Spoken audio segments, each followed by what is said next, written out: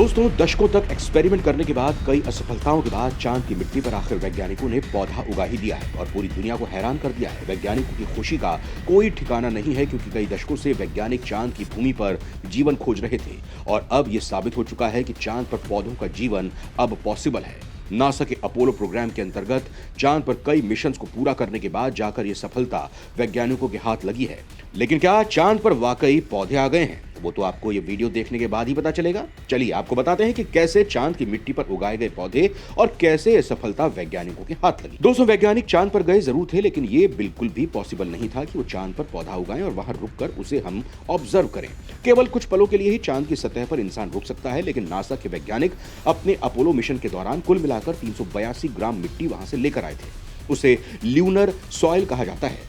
इस मिट्टी के ऊपर अलग अलग लैब में बहुत से एक्सपेरिमेंट किए गए। इन्हीं एक्सपेरिमेंट में से एक है चांद की मिट्टी पर पौधे उगाना। इसके बारे में एक स्टडी को कम्युनिकेशन बायोलॉजी जर्नल में पब्लिश किया गया, जिसमें वैज्ञानिकों ने बताया कि ल्यूनर सॉइल में पौधा उगाने के लिए पृथ्वी की हवा और पानी का इस्तेमाल किया गया था। सिर्फ 12 ग्राम मिट्टी को ट्यूब्स में डालकर एक्सपेरिमेंट किया गया था। इस 12 ग्राम मिट्टी को अमेरिका में यूनिवर्सिटी ऑफ फ्लोरिडा के वैज्ञानिकों ने नासा से उधार लिया था। इस ल्यूनर सॉइल का साइंटिफिक नाम रेजोलिथ रखा गया और इस चांद की मिट्टी में अरबीडोप्सिस थिलियाना नाम के प्लांट्स के सीड्स डाले गए थे। ये कफूल का पौधा है। एशिया, यूरोप और अफ्रीका के कुछ पार्ट्स में पाया जाता है। वैज्ञानिकों को यह पहले से मालूम था कि चांद की मिट्टी में बहुत कम न्यूट्रिएंट्स मौजूद होंगे और ये पुअर सॉइल है। इस वजह से इसमें प्लांट सर्वाइव नहीं कर सकते। 2 कंटेनर्स में पौधे लगाए, यानी इस एक्सपेरिमेंट में 2 एक्सपेरिमेंट शामिल थे। एक कंटेनर में अर्थ की सॉइल में बीज बोए गए, जो कि एक कंट्रोल एक्सपेरिमेंट था, और एक एक्सपेरिमेंट में ल्यूनर सॉइल में बीज बोए गए। वैज्ञानिक भी प्लांट्स की ग्रोथ देखकर हैरान थे। केवल 2 दिनों में ही बहुत छोटी ग्रीन लीफ दिखाई देने लगी थी और 6 दिनों में ही ये ग्रीन लीव्स प्रॉपरली विजिबल हो गई थी। लेकिन छठे दिन के बाद ल्यूनर सॉइल रेजोलिथ वाले पौधे की ग्रोथ रुक गई। ये ल्यूनर सॉइल पौधे को न्यूट्रिएंट्स प्रोवाइड करने के लिए कम थे और अर्थ सॉइल वाला पौधा अभी भी ग्रो कर रहा था। ल्यूनर सॉइल वाला पौधा ग्रो तो नहीं हुआ, लेकिन वो सर्वाइव करता और 20 दिनों के बाद उसे हार्वेस्ट कर लिया गया। सैडली ल्यूनर सॉइल वाले पौधे ने उतनी ग्रोथ नहीं दिखाई जितनी उसके ऊपर कोई फूड ग्रो करने के लिए होनी चाहिए थी। पर फिर भी ये वैज्ञानिकों के लिए बहुत बड़ी जीत थी, क्योंकि पहली बार एक उम्मीद की किरण दिखाई दी कि चांद की सतह पर भी पौधे उगाए जा सकते हैं। ये मून पर फूड ग्रो करने की तरफ पहला कदम था। इस सफलता के बाद नासा ने 2024 में एक प्रोग्राम के अंतर्गत चांद पर उतरने का प्लान बनाया है, लेकिन कुछ समस्याओं की वजह से अब यह मिशन 2026 तक पोस्टपोन कर दिया गया है। इस मिशन के अंतर्गत एस्ट्रोनॉट्स चांद की सतह पर कदम रखेंगे और वहां से सॉइल सैंपल लेकर आएंगे, ताकि और भी फसलों पर एक्सपेरिमेंट किया जा सके और पता लगाया जा सके कि कौन सी फसलें चांद पर उगाई जा सकती हैं। वैसे तो क्वालिटी वाइज चांद की मिट्टी अपनी नेचुरल स्टेट में पृथ्वी की मिट्टी के मुकाबले बहुत खराब क्वालिटी की है, अगर किसी चीज को उगाने की बात की जाए तो। लेकिन कुछ एक्सपेरिमेंट के जरिए चांद की मिट्टी को पौधे उगाने के लिए सुटेबल बनाया जा सकता है और वैज्ञानिकों का मानना है कि चांद पर ऐसे और भी मटेरियल हो सकते हैं जो मिट्टी को हेल्दी बनाने में और हेल्दी प्लांट्स लगाने में मददगार हो सकते हैं। दोस्तों, इस प्रोग्राम के अंतर्गत कंडक्ट किए जाने वाले इस मिशन के लिए ल्यूनर लैंडिंग व्हीकल बनाने के लिए एलन मस्क की कंपनी स्पेस एक्स के साथ कोलैबोरेशन किया गया है। इस मिशन से पहले एक टेस्ट फ्लाइट को चांद पर भेजा जाएगा, जो 3 हफ्ते के लिए चांद पर रुकेगी और उसके बाद एस्ट्रोनॉट्स को चांद के साउथ पोल पर लैंड कराया जाएगा, क्योंकि चांद के इस हिस्से पर सूरज की रोशनी नहीं पड़ती और वैज्ञानिकों को लगता है कि यहाँ ऐसे वाटर आइस क्रैटर्स हो सकते हैं जो रॉकेट फ्यूल की तरह इस्तेमाल किए जा सकते हैं। अगर ऐसा हुआ तो रॉकेट के लिए अर्थ से फ्यूल को ट्रांसपोर्ट नहीं करना पड़ेगा, जिससे चांद तक पहुंचने की कॉस्ट काफी कम हो जाएगी। प्लांट्स और फूड्स को चांद पर उगाने के बाद फ्यूल का भी चांद पर मौजूद होना स्पेसएक्स ऑपरेशन के लिए और मून को सेल्फ सफिशिएंट बनाने के लिए दूसरा सक्सेसफुल स्टेप होगा। चांद की तरह मार्स को भी लाइफ डिस्कवर करने के लिए एक सही प्लैनेट माना जा रहा है।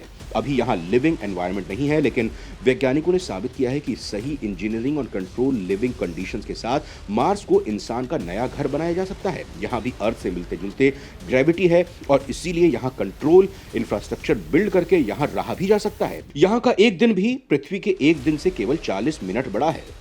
एलन मस्क पहले मार्स पर लिविंग कंडीशंस को टेस्ट करने के लिए रोबोट्स को भेजने वाले हैं, जो वहां प्लांट्स ग्रो करने के एक्सपेरिमेंट भी कर सकते हैं। दोस्तों, फिलहाल चांद पर या मंगल पर केवल एक्सपेरिमेंट करने के लिए इंसान जा सकता है। ऐसा लग रहा है कि हमारी लाइफ टाइम में यहाँ ह्यूमन कॉलोनीज नहीं बनाई जा सकती, लेकिन मून या मार्स पर जल्द ही इंसान को कुछ समय के लिए रहने के लिए भेज दिया जाएगा। दोस्तों, नासा के एक्सपेक्टेड प्लान में से एक प्लान ये भी है कि Mars dome like living space बनाकर वैज्ञानिक वहां रुकेंगे और वहां से चांद पर जाकर एक्सपेरिमेंट करेंगे, क्योंकि चांद पर जो ग्रेविटेशनल फोर्स है वो अर्थ की ग्रेविटेशनल फोर्स का छठा हिस्सा मात्र है। ग्रेविटी भी एक कारण है कि ल्यूनर सॉइल में पौधा उगाना वैज्ञानिकों के लिए मुश्किल रहा है, क्योंकि चांद की सतह पर ग्रेविटेशनल फोर्स कम है। इसीलिए यहाँ प्लांट्स में पानी डालने पर पानी अजीब तरीके से बिहेव करेगा और बबल्स क्रिएट करेगा। पौधों पर पानी रुक जाएगा और चांद की ऊपरी सतह उसे सोख नहीं पाएगी, जिसकी वजह से पौधा खराब हो जाएगा। और अगर पानी नहीं डाला गया तो पौधा जीवित नहीं रह पाएगा। इसीलिए नासा ने ल्यूनर सॉइल में बहुत ही कम पानी का इस्तेमाल किया और अर्थ की कुछ हवा का इस्तेमाल किया, ताकि पौधे को ग्रो करने के लिए ऑक्सीजन मिल सके। लेकिन पौधा ऑक्सीजन रिलीज करने और कार्बन डाइऑक्साइड ऑब्जॉर्व करने की प्रोसेस भी कर पाए। इस तरह के कई एक्सपेरिमेंट्स के बाद वैज्ञानिक ल्यूनर सॉइल पर पौधा लगा पाए।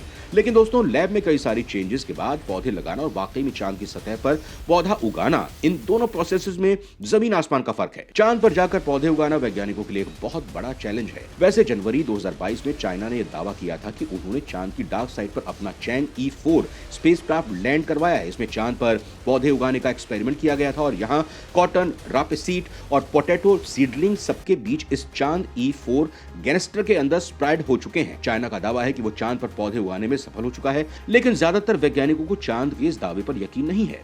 200 वैज्ञानिक अपनी लैब्स में जीरो ग्रेविटी पर पौधे लगाने के एक्सपेरिमेंट भी कर रहे हैं, ताकि चांद पर फूड ग्रो किया जा सके। सबसे बड़ी बात तो यह है कि अगर हम इंसान चांद पर खाना उगा पाने में, खेती करने में सक्सेसफुल हो पाए तो इससे दो चीजें होंगी। पहली ये कि जो प्लान बन रहा है नासा का चांद पर जाकर एक कॉलोनी बसाने का और उस कॉलोनी को कुछ इस तरीके से इस्तेमाल करने का कि मून को एक प्लेटफॉर्म की तरह यूज किया जा सके मार्स पर जाने के लिए, क्योंकि जाहिर सी बात है कि पृथ्वी की ग्रेविटी काफी स्ट्रांग है और चांद ग्रेविटी उतनी स्ट्रांग नहीं है।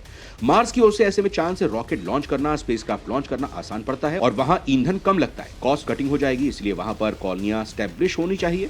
जब कॉलोनियां वहां बनेंगी तो वहां के लोगों के लिए खाने पीने की चीजों को रोजाना धरती से चांद पर तो नहीं पहुंचा जा सकता। इसीलिए अगर चांद की धरती से ही अगर खाना उगाया जा सके तो सारे वैज्ञानिकों के लिए, एस्ट्रोनॉट्स के लिए और सारे अंतरिक्ष के लिए एक बहुत बड़ी सफलता होगी। लेकिन उससे भी बड़ी बात जो होगी और जो दूसरी कामयाबी की हम बात करें तो दूसरी बड़ी उपलब्धि ये होगी कि अगर पेड़ पौधे चांद की सतह पर उगने लगे तो वो तो वहां पर ऑक्सीजन छोड़ने लगेंगे और ऑक्सीजन छोड़ने से चांद को एक एटमॉस्फेयर आने वाले समय में मिल सकता है। अगर बहुत बड़ी मात्रा में चांद पर प्लांटेशन किया जा सकना पॉसिबल हो पाया तो वहां पर ऑक्सीजन की गैस की जो जरूरत है वो बिल्कुल आसानी से पूरी की जा सकती है। कुछ नहीं तो उसे हार्नेस करके सिलेंडर्स के माध्यम से एस्ट्रोनॉट्स इनहेल्स तो कर सकते हैं। अगर वातावरण में वो पूरी तरीके से फैल नहीं सकी, क्योंकि हम जानते हैं कि मून की ग्रेविटी काफी कम है, तो वहां कोई भी गैस टिक नहीं पाएगी, उसका एक वायुमंडल डेवलप नहीं हो पाएगा, वो अंतरिक्ष की ओर स्कैप कर जाएगा।